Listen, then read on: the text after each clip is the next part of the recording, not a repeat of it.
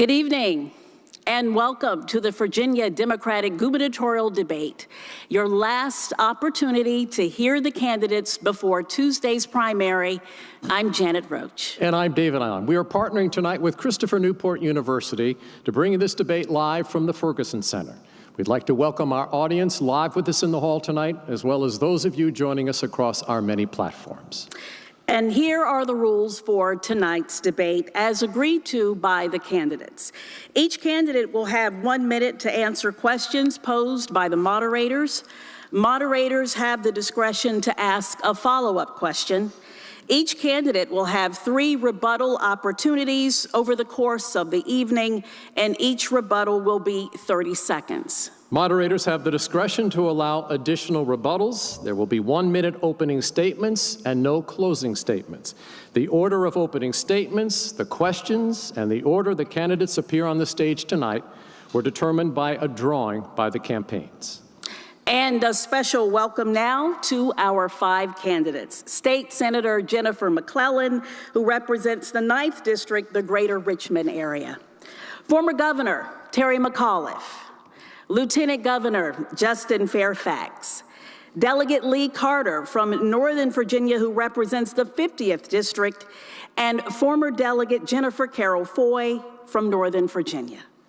Our first question tonight is for all of you, 1 minute each to respond. Let's begin first with our opening statements, 60 seconds each, and Justin Fairfax, Lieutenant Governor, we begin with you. Thank you so much, and thank you for having us here today at Christopher Newport. It's great to be back here in Hampton Roads. We're at an extraordinary moment in the history of Virginia and of our nation. We've all just been through an incredible storm, and as a nation, we now have to decide who we're going to be, whether or not we're going to expand the scope of opportunity, fight for every single one of the 8.5 million Virginians, many of whom have lost their jobs, lost their housing, lost health care, and don't know what tomorrow will bring.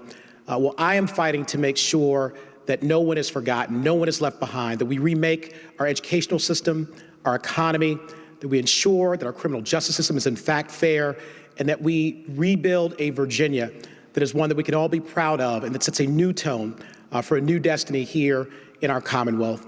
And so I thank you for this opportunity to be with you, and I promise you that we will fight for every single Virginian every single day that we're in office. State Senator McClellan. Good evening. In 1 week, Virginia Democrats have a choice to make. The Republicans have already made their choice, and the choice is clear.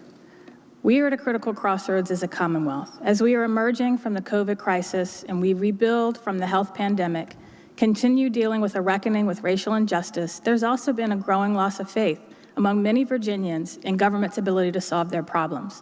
I'm running to restore that faith, to rebuild everything, our economy, our healthcare, our economic safety nets, our education system, in a way that leaves no Virginian behind, because I believe in the power of government to solve problems and improve lives. But we also need a nominee who will excite and expand our base.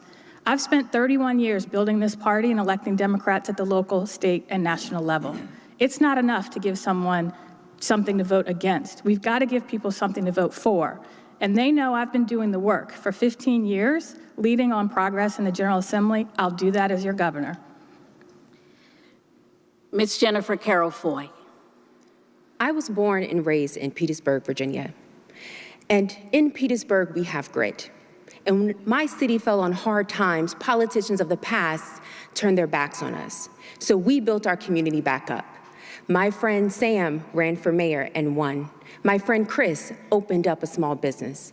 And I became a foster mom, a public defender, and an effective legislator, expanding Medicaid, carrying and passing the Equal Rights Amendment, and banning the use of chokeholds by police officers.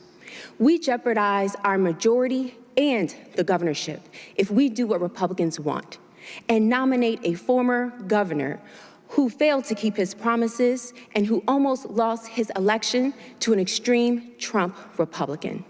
To beat Glenn Youngkin, we need to elect an inspiring leader who has bold ideas, who will get our people to the polls. And I have a record of getting things done for the people of Virginia, and I will never stop fighting for you as governor. Delegate Lee Carter. Good evening. It's good to be back here in Hampton Roads, the region where I was born and raised. Now, I don't come from a normal background for a politician. I'm not an attorney like the three candidates you just heard from. I'm not a millionaire like the one going after me.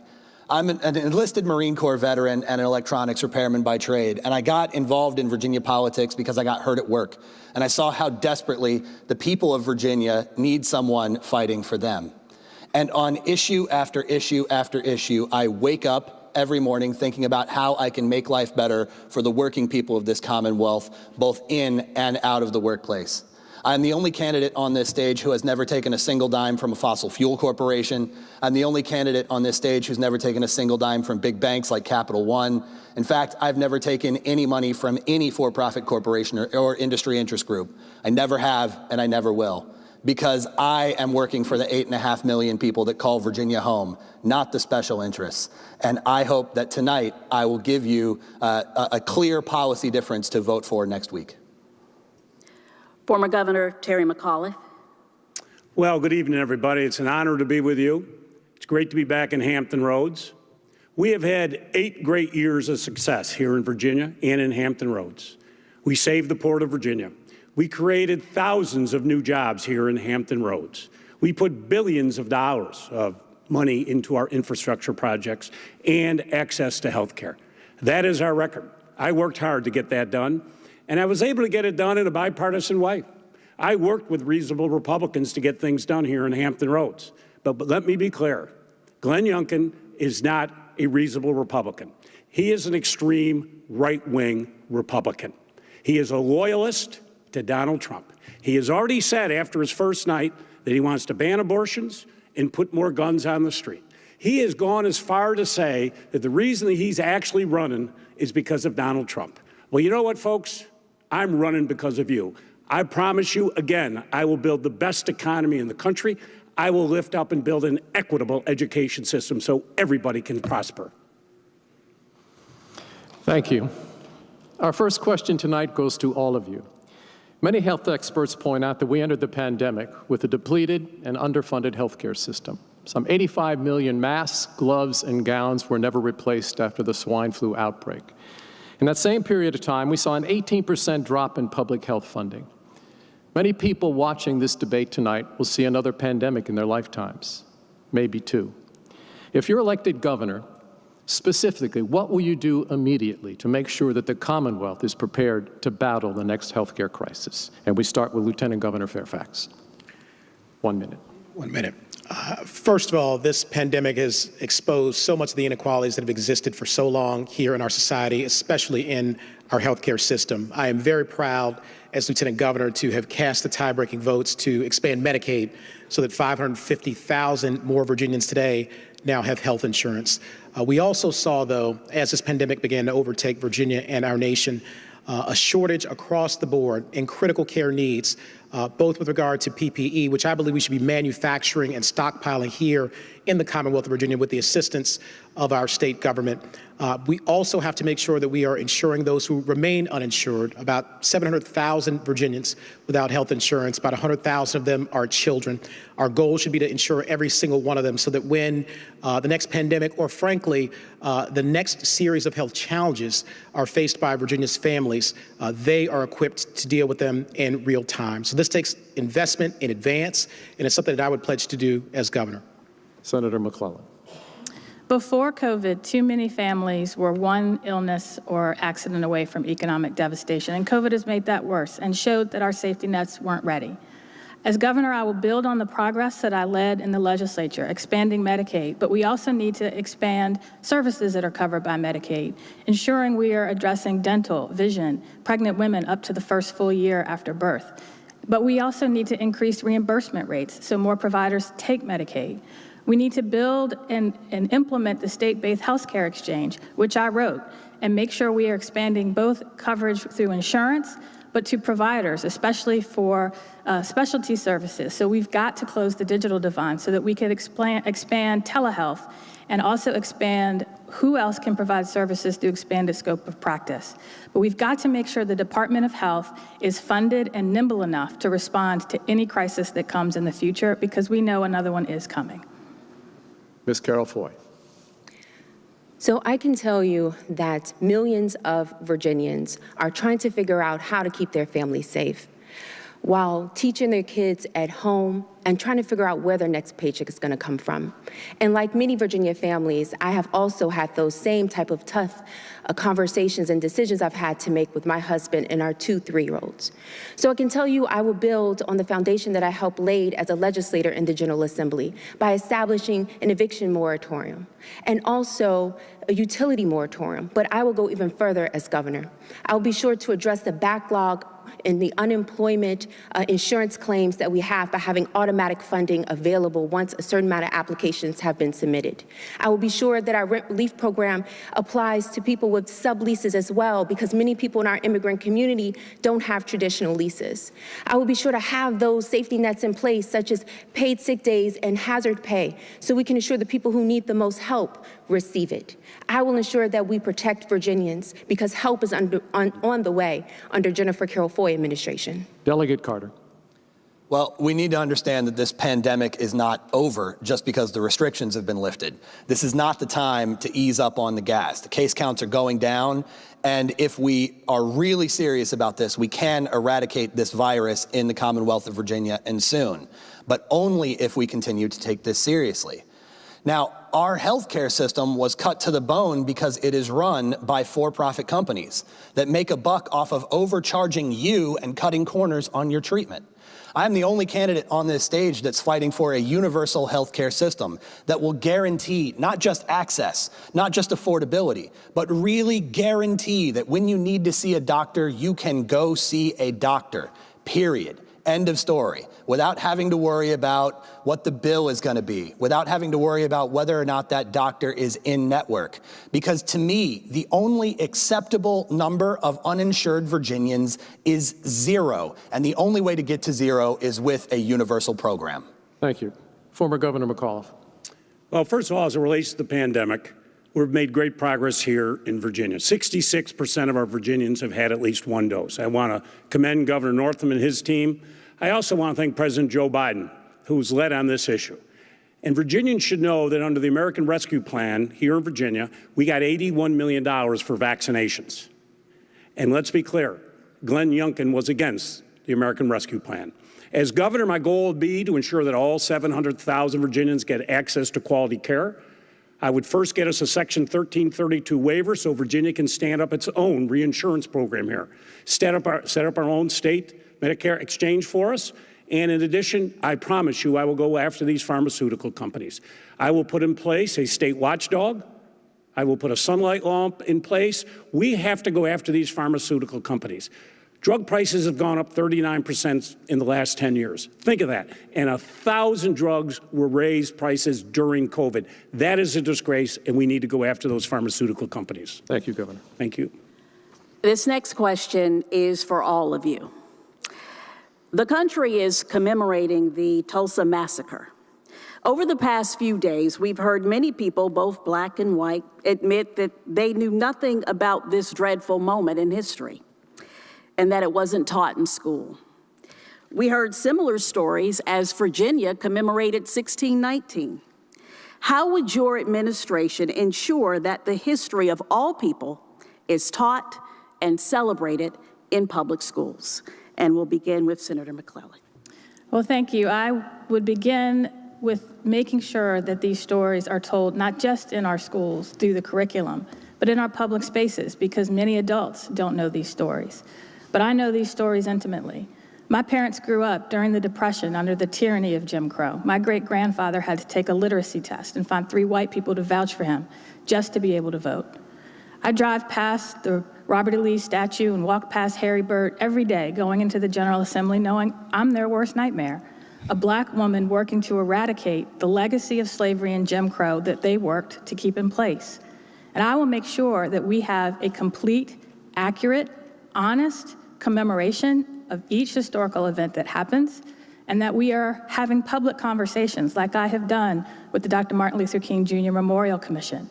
That in our public spaces, we are building monuments that tell the complete story, as I have been doing with the Emancipation and Freedom Monument, which will be unveiled in Richmond this fall.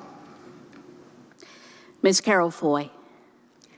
So I can tell you that I learned about the Tulsa race riots, luckily because I graduated from a historically Black college, Virginia State University, and I went on to teach there, where Black excellence produces our lawyers and teachers, our nurses throughout all of Virginia and now throughout all of this country. But I can tell you that while it's important to educate people about our history, it's not enough. We can't have race-neutral policies to combat racist policies. We need intentional anti-racist policies here in Virginia. And I can tell you that I'm excited to say that I will tackle mass incarceration in a real way by reforming our cash bail system, because you're more likely to sit in jail if you are Black, poor, and innocent than if you are white, wealthy, and guilty. I will ensure we have economic justice, where the racial wealth gap has exploded here in the Commonwealth and child poverty has increased. And politicians of the past have put Band-Aids on our issues, getting us from one crisis to the next. And as your governor, I will have a true $15 minimum wage, paid sick days, paid family leave. Time. I will be bold here as your governor. Delegate Carter. Well, it's important to recognize that Tulsa was not the only incident of its kind in history. In Wilmington, North Carolina, for example, the local government was overthrown by white supremacists in the 1890s. In the 1980s in Philadelphia, the Philly police actually bombed one of their neighborhoods, the Move bombing. This is something that has happened again and again throughout the history of this country, and we need to have a real reckoning with that. And we cannot even begin to talk about the harm that has been done to Black and Indigenous Americans until we have a discussion about the things that have been done. Now, I'm fighting for not just increased education about these, but actual reparations. I'm the only candidate on this stage who's proposing to use 100% of the new cannabis tax revenue to fund reparations for Black and Indigenous Virginians. Now, it's not going to be enough to atone for everything that was done to those communities, but it is the first step, and we have to start taking steps toward making right. Former Governor McClellan. Clearly, having the best education system in the country would be my goal. When I was governor last time, I put $1 billion into education. I got rid of 5 SOLs. We had way too many tests. Teachers were teaching the tests. Kids were learning to memorize. I started the children's cabinet. My wife, Dorothy, was here with me tonight, led the effort. 13 million more meals served to needy children. I want a curriculum that reflects who we are and where we've come from. I think that's always very important. But what I'm going to do as governor, I'm going to make sure that we lead the country. We need STEM-H in every grade and every course beginning in kindergarten. If 80% of the jobs are going to require computational digital competency, we need to start teaching that early. That's how I was able to create 200,000 jobs last time I was governor, building the best education system. But you know, this is a falsehood the Republicans are putting up. Glenn Youngkin went on Tucker Carlson the other day and actually said that I was going to eliminate July 4th as a holiday in our school curriculum. I mean, he must have gone down to Mar-a-Lago with Trump. I mean, what a conspiracy, wearing their tinfoil hats. Time. I'm going to build the best education system. No matter what the Republicans say, we're going to have the best here. Mr. Fairfax. Yes, I think the question was about how we're going to teach issues about the Tulsa race riots and racial injustice throughout our history to our children, to our citizens. And I think it's important that those things are taught in our schools as part of our curriculum and in our public spaces. But the truth is that we teach racial injustice every single day in our society by the structures that are in place that bear the markings of racial oppression and injustice that have existed here now in Virginia for some 402 years. We talk about the monuments that are coming down to the Confederacy, but we have living monuments to racial oppression in the form of dilapidated schools that Black and brown children walk into every single day. A criminal justice system where African Americans make up about 19% of the general population, but about 60% of the adult prison population. A housing system where people are relegated to decrepit public housing. These are the monuments that must be taken down. That's the education that people get every day that must be changed to ensure not only that the reality changes on the ground, but it's changing for the future. Ms. Carroll Foy, this question is for you. Learning loss is a significant challenge for thousands of our kids. In 2020, on average, students across the board scored about 5 to 10 percentile points lower compared to the prior year. What is your plan to deal with learning loss, and do you think summer school should be a requirement? Thank you for that question. So I can tell you as a former elementary substitute teacher that I am concerned, and as a mother of 2 3-year-olds, regarding the learning loss many of our children have faced and the deficits that they are enduring because of COVID. So what I will do is have summer school for the next several years available for free for our students. I will invest more in teacher aides to help supplement their learning. I will also have 1 school counselor to every 250 students in our schools to address their mental health and the trauma that our children have endured because of COVID. But I won't stop there. I'll go bolder. I believe every teacher should get paid a base salary of $60,000 a year and also have collective bargaining here in Virginia. I will go big, and I will be transformational in how we ensure that our kids are learning and prepare them for a world-class education here in our Commonwealth. Thank you. Delegate Carter, this question is for you. You are proposing that the state reimburse people's out-of-pocket COVID expenses, from the cost of a test to even a $20,000 ICU stay. How would this work, and how would you pay for that?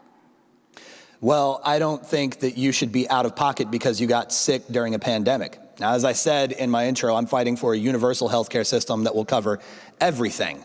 But the very first step is recognizing that getting sick during a pandemic is not your fault. So I am proposing that we create an office to reimburse people's out-of-pocket COVID expenses. And the way that that would work is if you have an out-of-pocket expense, if you have a bill from a healthcare provider, if you have a copay from your insurance company, if you have a receipt, you come in, you bring that proof, and the Commonwealth will reimburse you, and then we will fight with the insurance companies on your behalf. And the way that we're going to pay for that is by, first of all, not giving hundreds of millions of dollars to for-profit corporations every year, and second, by reducing the size and scope of policing and jails in this Commonwealth. We incarcerate more people than any other country in history, and the state government is paying for most of that. Thank you. Former Governor McAuliffe, this question is for you. Businesses across Virginia are reporting difficulty in finding employees. Some blame $300 a week federally funded unemployment benefits. In fact, we've seen some Republican governors end those payments. Why do you think businesses are having a hard time hiring people, and how would you address this issue? Well, that's an excellent question. In fact, last weekend I was in Harrisonburg and Charlottesville and met with small business owners. They were having a real hard time getting people to come back. I think there is hesitancy from some people because of COVID to go back into the workforce. But I do think what we need to do here in Virginia, and I've called for raising the minimum wage to $15 beginning in 2024. I've called for paid sick leave, paid hazard pay, and paid family medical leave. We've got to make sure we're protecting our workers here in the Commonwealth of Virginia. And I think as we move forward out of COVID, I do think people will be willing to come back into the workforce. It's going to take some time. And what we need to continue to do, like I did last time I was governor, is create a record amount of new jobs. Here in Hampton Roads, I mean, I'm the one who led the effort to recruit ADP to come here, 1,800 new jobs. How did I do it? Because I invested money in education. You have a great education system, businesses will come. So I think long-term, we have a huge opportunity here, but we got to work hard. We got to diversify our base. We've got to create more jobs and give every child here a great future with a great job with great benefits. Can I have a rebuttal? Yes, 30 seconds. What I didn't hear in that answer is what 40% of our workers desperately need right now, and that is access to childcare. Before COVID, too many parents didn't have access to childcare, and COVID has decimated the childcare industry. That is why the first plan I rolled out as a gubernatorial candidate is a universal childcare plan, which you can read on my website at jennifermcclellan.com. Because I have seen how hard it is to get access to affordable, quality childcare, and we cannot get people back to work if they don't have somewhere to send their children. Mr. Carter, 30 seconds. Well, what I didn't hear was any discussion about the people who have been waiting for their unemployment for the entire length of the pandemic. Before the pandemic started, I drove Lyft as my second job, and I can tell you, despite never receiving my unemployment payments that I was eligible for, I am not going to go back to work exposing myself and my family to a disease that is still out there for less than minimum wage. These companies have got to pay people more and stop complaining about the fact that people don't want to jeopardize their lives for pennies. Lieutenant Governor Fairfax, you have proposed rebuilding public schools that are more than 40 years old. That's about 60% of the schools in the Commonwealth. The price tag that you have put on that is about $30 billion over 10 years. Can you be specific as how you propose paying for this, and can you guarantee that your plan won't reduce what the Commonwealth already spends on K through 12 classroom education? Yes, I could guarantee that certainly the Commonwealth's share of spending on classroom education would actually rise under our plan. Also, this was originated in a study that was done back in 2012, 2013. And at that time, it identified about 1,200 or so schools that were in that category, at least 40 to 50 years old. That number has, of course, since grown the nearly decade since that report came out. But what we would do to fund this is to take not only general revenue funds that will be designated over the course of the next 10 years, and of course, we have a $135 billion biennial budget here in the Commonwealth of Virginia. We know that within that, we're able to identify about $3 billion a year, which also would be supplanted by federal funding that is being right now discussed in Congress. And we have tremendous representatives like Congressman Bobby Scott, who is fighting to ensure that billions of dollars, about $130 billion is designated for the modernization of schools, and Virginia would get its share of those funds. But this is something that is long overdue. Generations have gone without this kind of investment, and now's the time to make it. Thank you. Senator McClellan, this question is for you. The Commonwealth is expecting to have a budget surplus of more than $500 million by the end of June. Is the state currently taking too much of people's money, and what would you do with the surplus?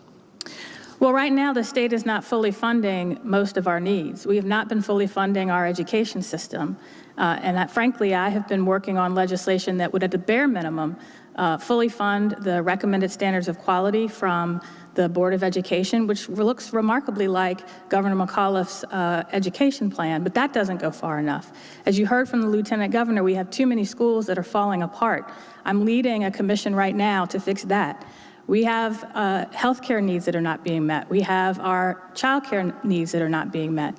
What I'm going to do as governor is look at a report that's about to come out based on funding in the budget, looking comprehensively at our tax code to make it more progressive rather than regressive, and make sure it is fully funding our needs, because right now we are not. Just because we have a surplus, a lot of that is due to cuts that have been made over the past few decades that we need to restore, including lifting the cap on support personnel in our schools. Because until we are fully funding our needs, we don't have a surplus. Delegate Carter, Virginia's community colleges continue to see a drop in enrollment. These are schools where people upskill to meet the changing demands of a 21st century economy.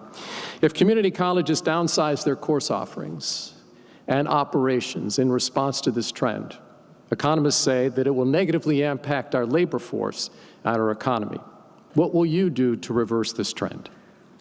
Well, we're going to go the opposite direction. We're going to expand the services that our community colleges offer, and we're going to make them tuition-free for every Virginian.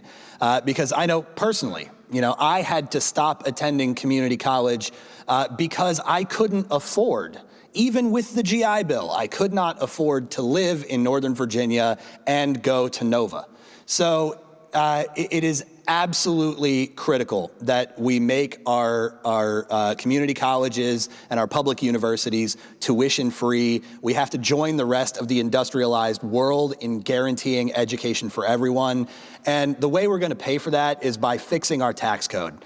The highest bracket for the individual income tax starts at $17,000, which means if you make minimum wage, you're in the same tax bracket as a billionaire. That's not right. We've got to fix that. We've got to make our tax code more progressive, and we've got to make these millionaires and billionaires start pulling their weight. I have a follow-up question. Do you have a price tag on what it'll be to make community college free for all Virginians?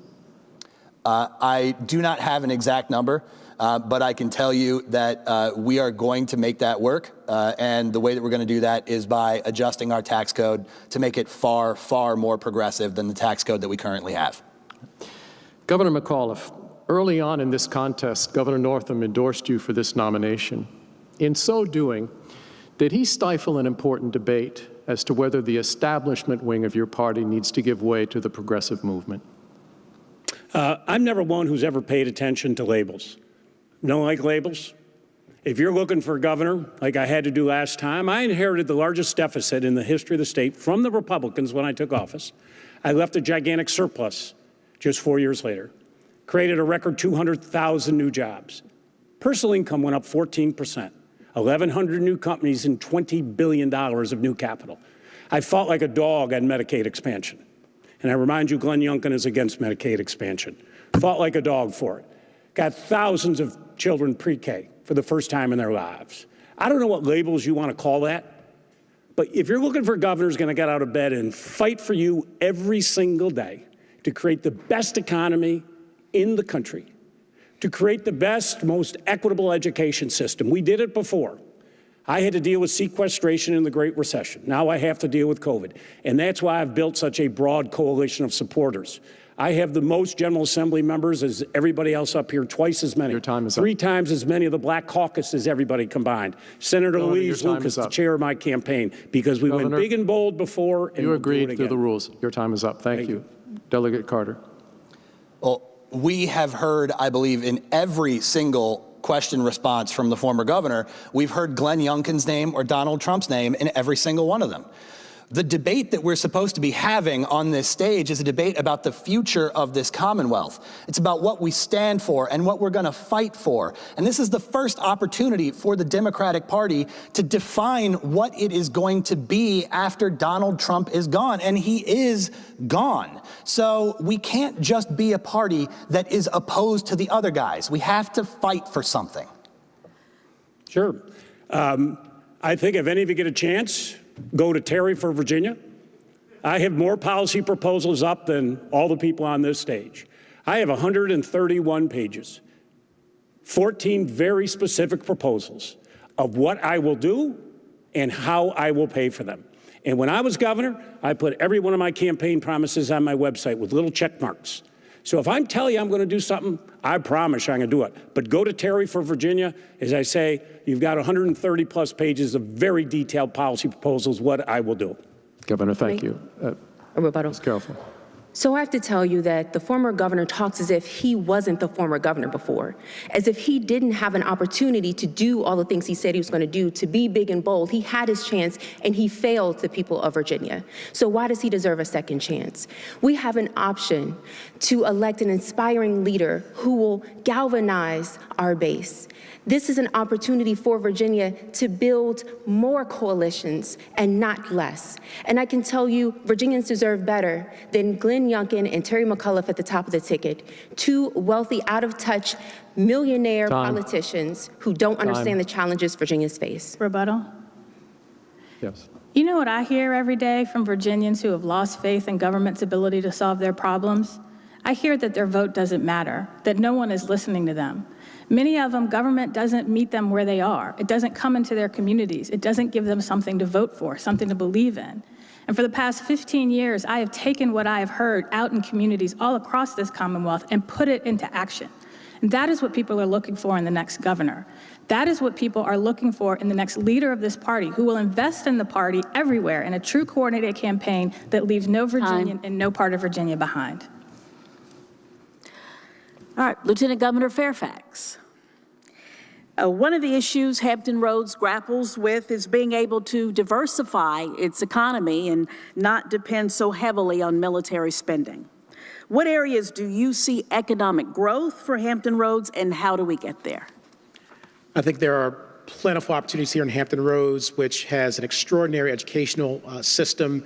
Particularly, we're here at Christopher Newport University. This is a crown jewel in this area. So we can prepare the workforce of the future to take the jobs of today.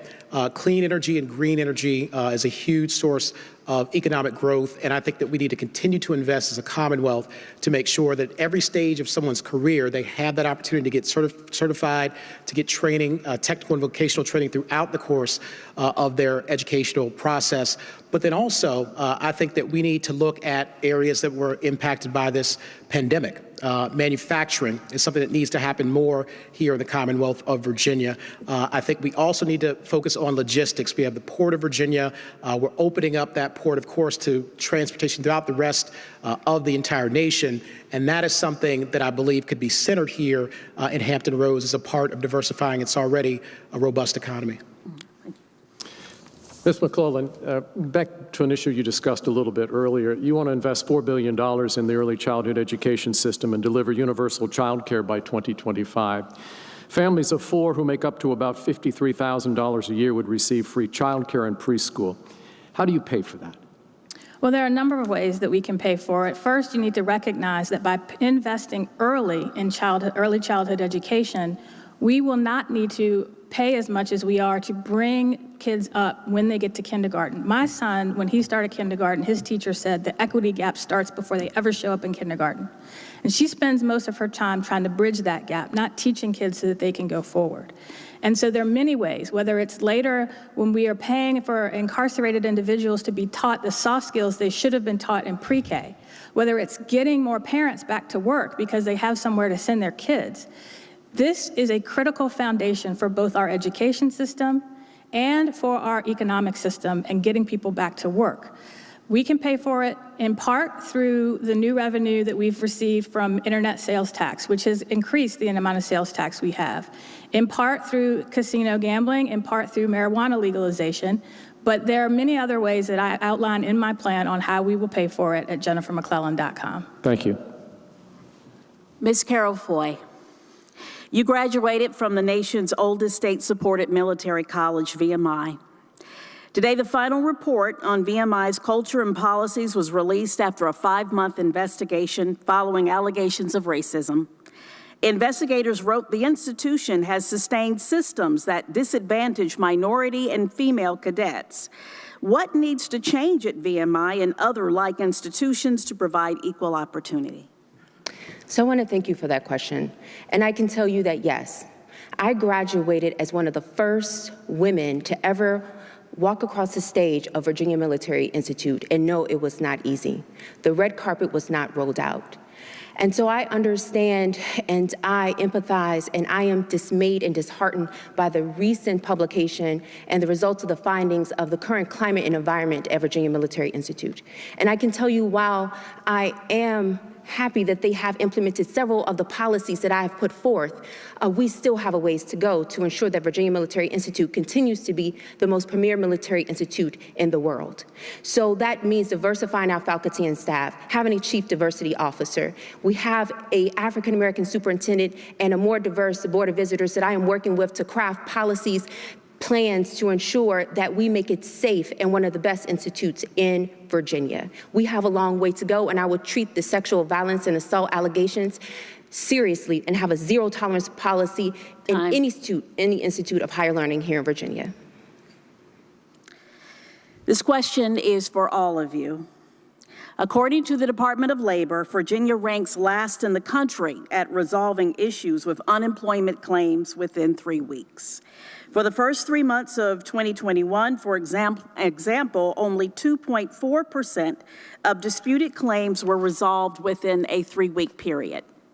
Why has Virginia's unemployment system failed to provide timely benefits, and how would you fix it? And we begin with you, former Governor McAuliffe. Yeah, totally unacceptable. When you run a state government, it's about $133 billion biennium budget. You have about 105,000 state employees. You want to make sure that every single one of those employees are showing up to work every day, doing the job that they are supposed to do. So I always view that Virginia should lead the country. We should be number one in all of these different categories. And if we're not, and if we're lagging, then things need to change. You're the chief executive of the state. You got to make sure that things actually work, and you're delivering on the promises that you made to the voters and to your citizens every single day. That's what I did time in and time again as governor. I leaned in on education, on healthcare, on transportation here in Hampton Roads. Did the 64 project as I promised you. I did Route 460, stopped that horrible project which wasted $200 million of taxpayer money, saved the Port of Virginia. So if you have people in your department agencies that aren't producing, you've got to step up to the plate and make a change and bring in people. You are being paid by the taxpayers, and your job is to deliver for the taxpayers every single day. Okay. Thank you. Mr. Fairfax? I think the challenge has been that we need to focus on those who often are the most vulnerable, and that's something that doesn't happen so often in our society. We know that with the VEC, Governor Northam has put forward about $20 million proposed to deal with the backlog and the issues of failing to properly and timely process what is a lifeline for so many families here in the Commonwealth of Virginia, to create several hundred more positions. And that's something that should be done not just in the short term, but for the long term. But the issue is this impacts those too often who are on the margins. And so as we often talk about so much of the successes that we as a Commonwealth have had, we forget those who are left behind. And so what we need is to have leadership that understands these hardships, that knows what regular families and regular Virginians are going through every single day, who often have lived paycheck to paycheck and need to have a champion fighting for them within government to ensure that they have what they need to get to the other side. Ms. McClellan. Our economic and healthcare safety nets were starved under at least 2 decades of Republican leadership in the General Assembly. That's why we weren't ready. We had a computer system at VEC that was over 20 years old, and it took time for them to find somebody who could still speak the computer language just to reprogram it to deal with the claims, and particularly the new claims under the expanded federal support. It took forever to get more people hired to take claims and to investigate those claims. And the computer system still isn't working well to take those claims in. So it took too long to backfill decades of underfunding from Republicans. But now that we know that that's the issue, we have got to very aggressively, using in part money we've gotten from the federal government, but then making sure going forward, we are investing in the infrastructure of state government, because people call a state government agency or a state government official to solve a problem. And if we are not prepared to solve the problem because we have let our systems atrophy, then we are the problem. Ms. Carroll Foy? So I can tell you that the broader answer to this question is that we have an economy that works very well for the very wealthy, but it doesn't work well for working families. The wealth gap has exploded, child poverty has increased, and Virginia was named one of the worst states in the nation for workers. But I can tell you that's one of the reasons I have more union endorsements. The people who build our roads, bridges, our federal government workers, they stand with me because they know I will always stand with them. And as a legislator, I passed prevailing wage for contractors, ending wage theft. And as governor, I will do more. Instituting paid sick days, paid family medical leave, repealing right to work, joining Congressman Bobby Scott and President Biden in their efforts to repeal right to work and have collective bargaining. And I will shore up our unemployment insurance by ensuring there's automatic funding whenever applications exceed a certain limit. I have plans and policies to uplift working families, and as a working mom, I will get the job done. Delegate Carter.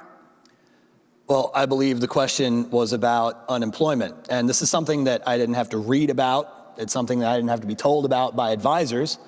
I'm still waiting on my unemployment for my second job as a Lyft driver. When the pandemic began, I got a letter from VEC saying you're eligible for $758 a week. They gave me a single check for $158, and that's it. That's the last I heard from them. Now, for the first couple of months, I was focused on my constituents' issues with VEC. The way these offices work is if you have a problem with a state agency, you can call your delegate, call your senator, and they'll usually know a guy who can fix the problem. So that's where I focused my efforts. But it's been radio silent since about this time last year. So as governor, I'm going to fight tooth and nail. I'm going to have somebody down at the Employment Commission every single day until the number of people waiting for their unemployment that they are owed is 0. All right, thank you. All right, this next question is for all of you. State lawmakers passed a series of bills dealing with police reform, such as banning no-knock warrants and downgrading some minor traffic violations to secondary offenses. We all saw the appalling video of the Black and Latino Army lieutenant being pepper sprayed by police in Windsor. What additional police reform needs to occur or pass in order to prevent something like that from happening again? Lieutenant Governor Fairfax. We need to build on the historic and record progress that we made with regard to police reform and criminal justice reform here in Virginia. We should have universal body cameras for every single law enforcement officer here in the Commonwealth of Virginia. They should be mandated to be turned on because we have seen some of the most egregious examples where those have been turned off, and we've had to then find out through so many other avenues that something was done that was improper. We also need to have more diverse police forces around Virginia. This is something that I have championed for a long period of time in a more diverse justice system. And we need to ensure that there is bias training for every single law enforcement officer here in Virginia. There is so much around racial and socioeconomic bias that exists in our Commonwealth and in our nation that it informs so much of some of the worst interactions that we have seen between citizens and law enforcement here in Virginia. So those are some of the additional measures that we need to take, but this is something we must be vigilant about going forward. Senator McClellan. I was proud to be part of a subcommittee that passed the historic bills that we passed this past special session, but we need to go farther. First, we just got a report based on Delegate Torian's bill making police officers report by demographic data the stops that they make. We need to take that new report and compare it to the offenses that we eliminated through Senator Lucas's bill to end pretextual stops to make sure that we got them all, because we might not have. We know, for example, that Lieutenant Navarro was pulled over for something not included in that.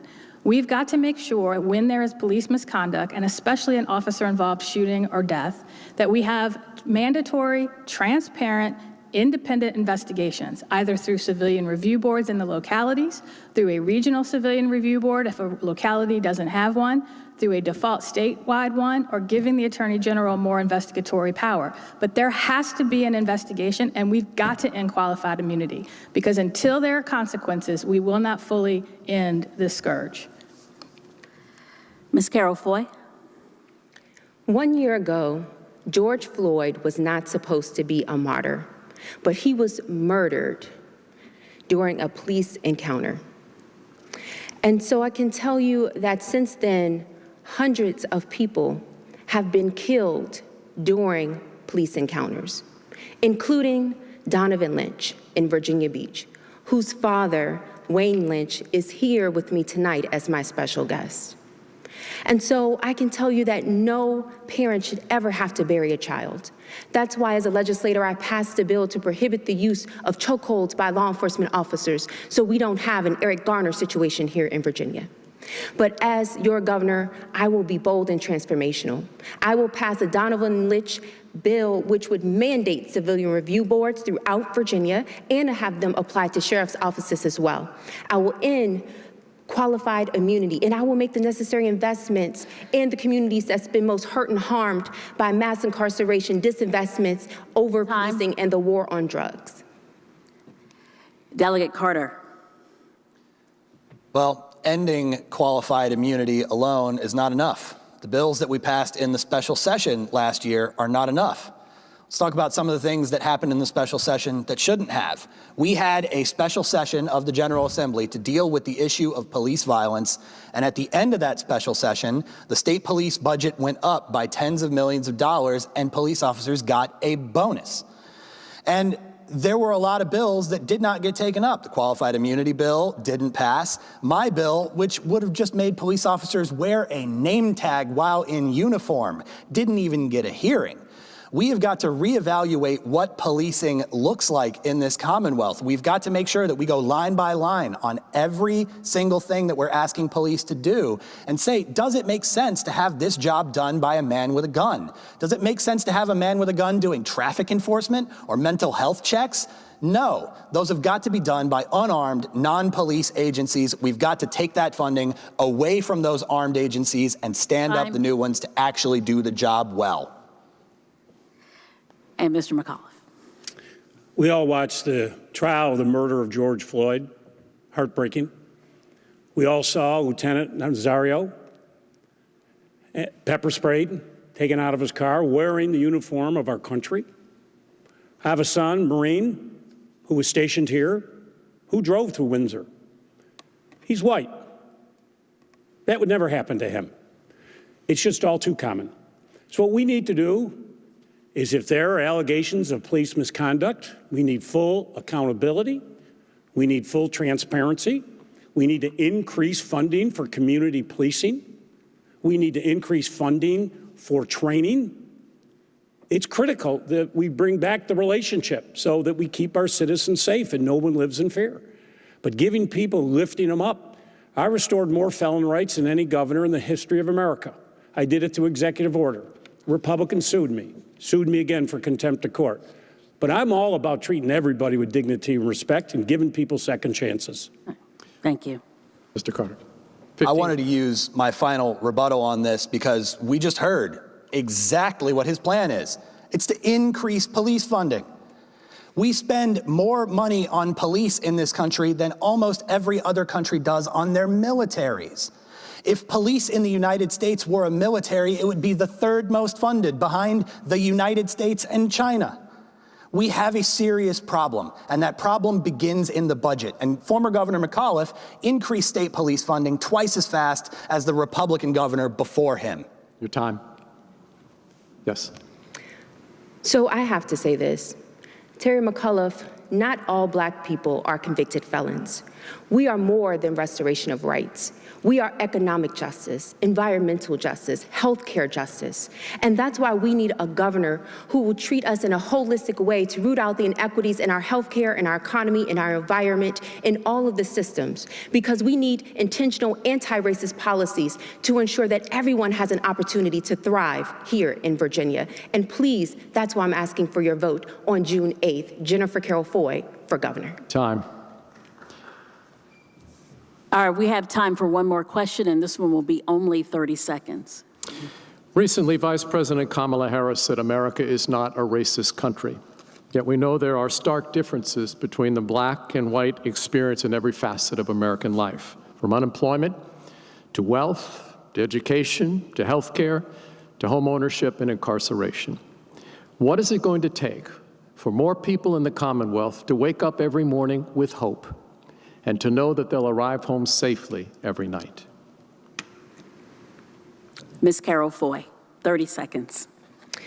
So I can tell you that in order for people to know that their quality of life will improve is to be sure that you elect a governor who understands. Most of us have legislative successes, but I have the lived experience, working multiple minimum wage jobs just to get by, being unable to afford the highest cost of health care, living in communities that's been redlined. So I will put forth intentional policies to uplift our communities in a real way, and I've done it before.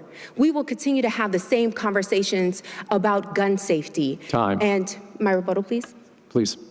About gun safety, about high prescription drugs, about health insurance, until we take on corporate corruption. Time. I'm sorry, it was 30 seconds. Jennifer. Ms. McClellan. I have a deep understanding of the history of our Commonwealth and our country, and how the legacy of slavery and Jim Crow did not go away with a magic wand when laws changed. We have to intentionally dismantle the legacy of slavery and Jim Crow in Virginia. That goes back to the question of teaching a complete and honest history, not just in our schools, but in our public spaces. Because people's policy positions are based on their perspectives. And we need to make sure the perspectives of Black Americans, Black women, are heard and brought not just to the table, but the table is brought out into those communities. Time. Delegate Carter. Well, it's going to take economic power in communities throughout this Commonwealth. That begins with reparations for Virginia's complicity in some of the worst crimes in human history. From the genocide of Native Americans to the transatlantic slave trade, we have a lot to atone for, and we have to start atoning for it. But it also means taking on Wall Street and making sure that people have not just jobs, but businesses that they own and that they operate and that are pillars of their community. Time. That economic power is the base of justice. Time. Governor McAuliffe. Yeah, it's an impossible question to answer in 30 seconds. But I would ask you if you would go to Terry for Virginia. I have a 16-page plan called Lifting Up Black Virginians, access to capital, microloans, home ownership. But the key core question for us is we have a racist system when we have unequal schools. Pay our teachers above the national average for the first time ever. Get the 40,000 at-risk 3- and 4-year-olds. Get them pre-K. Get every child online here. When we do that, we will begin to lift up all Virginians, and that's why I'm running for governor. I was big and bold before, and I'll do it again for you. No more tinkering around the edges. Lieutenant Governor Fairfax. I actually think it's a easier question to answer in 30 seconds because to me, racism is when African Americans are treated differently, when the outcomes of their lives are determined by the color of their skin, when they and their counterparts are considered differently, are judged differently. And we see that throughout almost every aspect of our society. And I think it also bears mentioning here, we promote diversity. I think it's very important and it should be said. We have 3 African-American candidates here for governor, a delegate, a senator, and lieutenant governor. And may I have my rebuttal here? And of course, the delegate and senator were in this race first. And 10 more seconds. I got in as well. I think that when African-Americans are shut out of opportunities repeatedly, it sends a signal to people about what our system truly values and who truly has the opportunity to succeed in our society. Thank you so much. And now we have 15 more seconds left, so we're ending right on time. Thank you to all of our candidates. We appreciate it. Thank you. And we thank you for watching at home. Make sure you vote. The primary is next Tuesday, June 8th. Thank you for joining us. Good night.